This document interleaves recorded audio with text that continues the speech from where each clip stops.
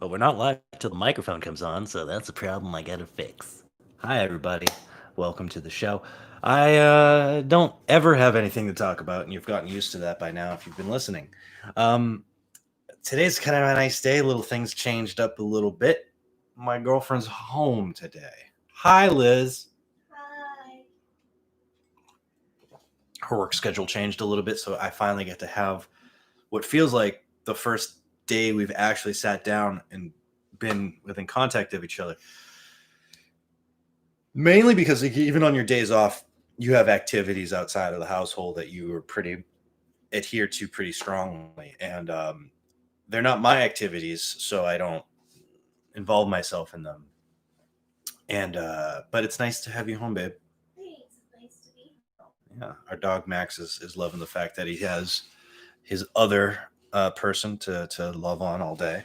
I'm relieved too because it just lets me feel like I don't have to be the perfect dog dad right now. You know what I'm saying? I'm obsessed with how cool my hair looks right.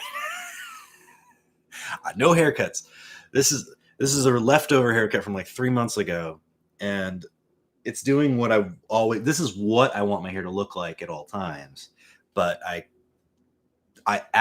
every time I go to the haircut place, the barber. Why don't I have words? I asked to just like shave it all off, and I end up coming up with like just like with a little bump of hair and nothing on the sides constantly. In fact, right now, what I've been contemplating for a haircut is to get a mohawk. Don't know why.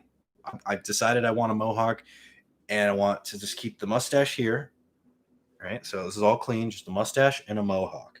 That's what I want now, and I know that's probably going to be trouble for jobs to hire a 40-year-old mohawk man with a weird mustache, but we got to deal with it when that time comes. What do you think? Do you think that would be a good haircut for me?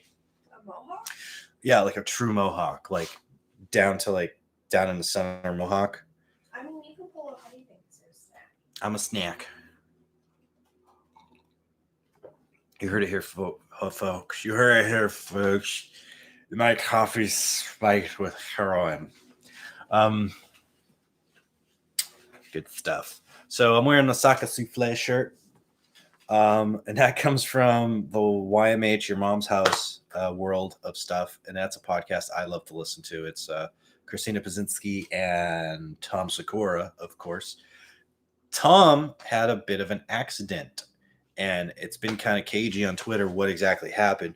But if you don't follow his show or are a fan of his comedy, maybe you don't care. But if you are interested, he has this other show on his channel, uh, Two Bears, One Cave with Bert Kreischer. And I think they had a basketball challenge planned, and I think Bert killed Tom. I think Bert landed on Tom, flattened him out, and broke all of his bones because he's reported that he has several broken bones and that he has to go get them set. He's going to surgery today. Apparently, he's having a surgery, Tom Segura. And I hope he feels better. I hope he heals quickly.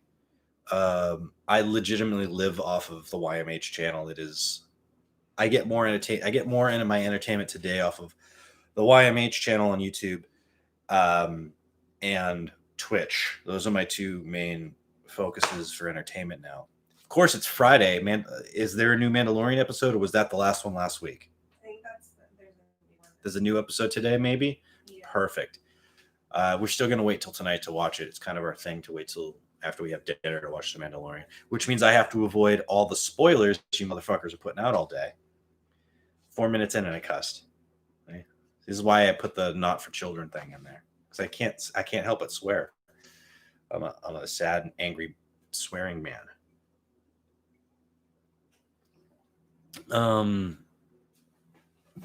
You remember yesterday's show? I called out to anyone who wants to be on the show.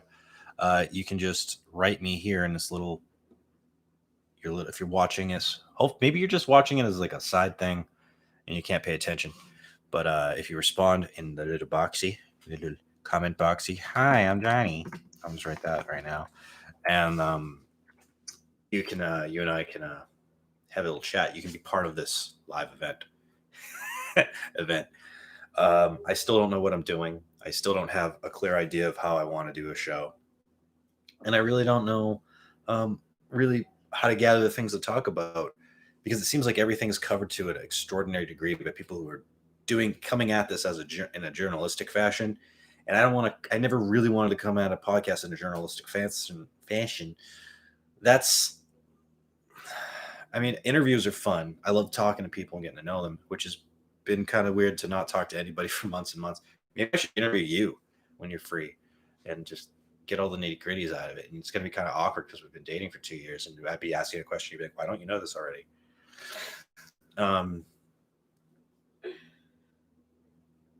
But yeah, it's interesting how my beef has been that I know it's COVID, so maybe that's the problem. But my beef has been that it seems like when people want other people to, everyone I've met, when they need someone to help them collaborate, anyone and everyone will jump to it. And I don't think anyone even puts me in their circle, so I'm not really. No one's interested in having me be part of things. Yeah, I probably put off a weird vibe that made them people run away. I don't know. Probably, right? I probably put the vibe out. It's my fault. I get it. It's my fault, everybody. I'm sorry. I take it back. So there's construction across the street. I don't know how much of this is getting across to you right now, but there's a little bit of a shaking going on, and the outside is kind of just hectic. It smells like diesel fuel. Not that I'd really want my windows open because it's cold, but it also is, I like fresh air and I can't get any. Um, but this is a little plot of land over there that I've watched them. In the 2 years I've lived here, they've torn down the house that was there. They've stripped the land. Vegetation overgrew. They've stripped the land again. Now they're digging foundation, and I guess they're going to actually put a home there, a home or a condo or something there. I think it's a condo, right? We saw pictures for condos, so they're going to put like condos. So it's going to be probably 4 units, Yeah. like in a like one, like on top of each other, 1, 2, 1, 2, maybe 8 units actually. The way you can do that, and it's going to be kind of awkward considering there's not any parking.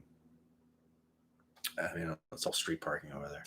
But also, it's just awkward because It's going to be surrounded by houses, and this part of West Sacramento is being eaten alive by apartment complexes. I live in one of them, but it's being eaten alive. There's these cute little houses that if people could afford to buy them, they would fix them up and live in them nice. But no one can afford to buy a house right now, so except for people who have developer money, and developers are buying up every house and developing them into properties that are going to be rentals. They're not making more properties for purchase, which means ownership's disappearing in the country, which is the reason why we have this problem where the top 1% own 50% of everything, whatever. It's because they have the money to buy that single family plot. They hold on to it for as long as they want and get the city to change their ordinances, and so that they can put a multi-unit family thing there and make a rental. Now they're making lots of money. It's economy stupid, right? They're making money. But there is a family out there who's like, I would have loved to have lived in this neighborhood in a home. There are no homes left in the neighborhood. It's apartment buildings, apartment condos, apartment buildings. There's no homes anymore. And the homes that are here are way overbuilt and expensive. There's this hundred I know this sounds insane. The $100,000 to $300,000 range is gone. It's all 500 to $1 million. No one want, even if I was making 80 to 100 grand a year, I don't want to buy a house for that much money. That's a stupid investment. It is a bad investment. You're not gonna. It's like, hey, I want to spend $30 30 years in this one location paying too much on my mortgage. Why? Land and homes are not supposed to be this expensive. Who the fuck are you paying for this land? When a bank owns the land, they probably only paid $50,000 for the house and property to somebody. And then they're going to come around and charge you $500,000 to live there. It's so stupid. If it was all less expensive, people could get the mortgages. Right? Does that make sense? They land and homes are the only thing everyone wants to buy, so it's the only thing that they will screw you on. It's the absolute thing that they'll screw you. I'm acting like I know what the hell I'm talking about. I don't even have a job right now. Talking about real estate. I should get a real estate license online. Maybe get all that stuff. I should do that. You know what the problem is every time I start reading about the stuff and studying up, I'm distracted by TV. I don't want to do it. I don't want to do anything. I just want to be a silly boy again. No, but I really do get challenged by things, and it's sad because I crave intellect. I crave education, and then when I'm given it, my mind has such a hard time grasping it that I burn up around it, and it's like can't do it. I want to, but bunch of noises from my mouth. I got to get better at that. Maybe when I get some health insurance again and see a doctor, I can tell the doctor I have extreme attention issues, and maybe they'll put me on something for it. Do adults still take Adderall? I don't know. Is it healthy to take? Probably not. But it's probably damn sight better than just smoking pot a lot. And I'd rather be productive.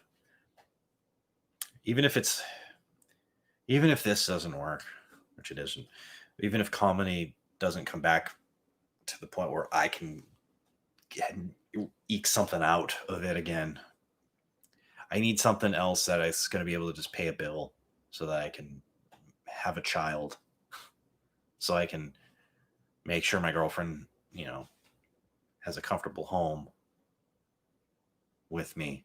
It doesn't matter anymore. I'm not saying I want to go dig ditches. Of course, I don't want to. But some kind of normality, some job where I'm not going to just hate on myself for having the job. That's the problem. It's very rare to find a job for me that I don't view as the adversary of my lifestyle.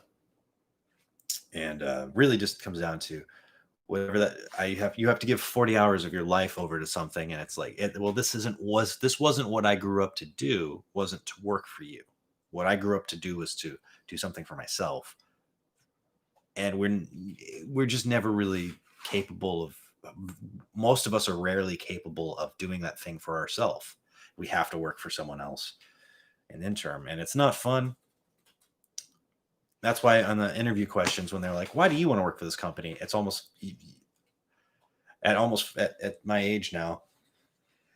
It's like, I don't really want to tell you a lie again. I don't want to tell the lie. Like, oh, your company's just super. I've read all about it, and your company culture is so not. It doesn't matter. I can't take over. How quickly can I take over your company? I want to be in charge of it. Who's the owner? I want to supplant them. You think I can do that in a 6-month period? That's how interviews are going for me now. And they think I'm crazy, but it's like, you don't want to, your interviewer, your dream job wasn't to sit here and interview people for the Gap, was it? It wasn't. That was not. Why are you doing it? Why are you taking it so seriously? Oh, that's my job. I have to take it. Don't take your job seriously. The reality is anyone can sell a fucking shirt. You go ahead and hire the people who aren't whacked out of their brains. That's all you got to do. That's retail. Find someone who's not whacked out of their brains that you can show them a little product knowledge, and you say, here, you sit down or you stay on your feet all day. You walk up to strangers. You go, hi. You say your name. Can I help you? Have you seen this new thing? Oh, before you leave, check out that. It's these little things that you do as a salesperson that make people interested. And then you got to close deals sometimes if something's bigger, and that's a little harder, but you get down to it. You get down to talking to brass tacks with somebody about an item. If they start negotiating immediately, there's a problem. I don't know why I'm getting into this, but I used to be a sales guy. If whoever speaks first, that saying, if you're negotiating with someone, you lay out the terms like, okay, item X going to cost you bippity bop. And then if they go, the next move is them going, I want it for less, or I'm okay with that. Maybe that's about it. But if they go like, oh well, if you start going, if you're standing there after you've presented it, the final price to the person, and then you start speaking again, you've lost. You shut the hell up at that point, and you let them talk themselves into the financial ditch, which they will dig themselves by speaking. You either take the deal or you get the better deal in sales. And if you're a salesman, you didn't know that, you're probably in a really light sale environment, like working at Target, where you're not a salesperson, you're just a store associate. Your job is to put things away and to make sure people don't get lost along the way. That's it. That's what you do. If you're in car sales, which I've never done, but I've personally known car salesmen, it's a lot of that hot, like product knowledge, and then let's hard sell this. You hit the person with the product knowledge. That way it lets them know you can answer questions about the item, but then you have to convince them to become financially encumbered with you for the next 5 years. It's very bizarre. It's like, okay, here's a $50,000 vehicle. I'm going to need you to give me $2,000 a month for the next 3 years. Can you do that? And then after all of your conversations, then you check their finances and find out they don't even have a fucking job and they can't afford any of this. That's the reality of high-end stuff.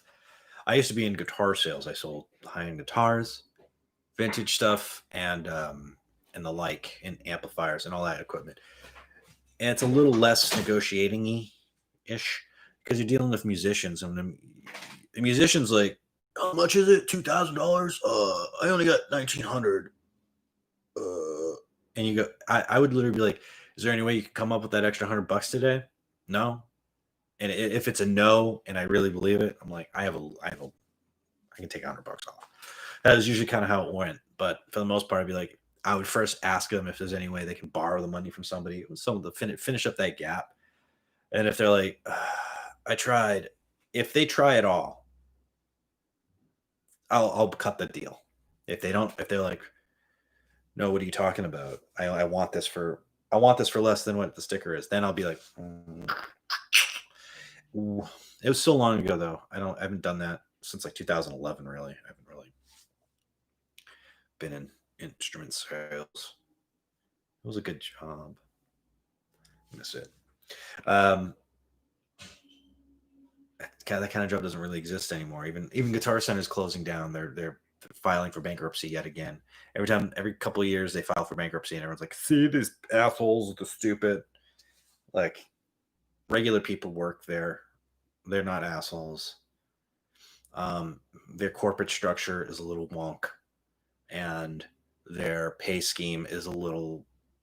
It's designed off of the '90s when things were a little different. Just picked my nose on air. Just did. I picked my nose. I don't know. 19 minutes is a good rant.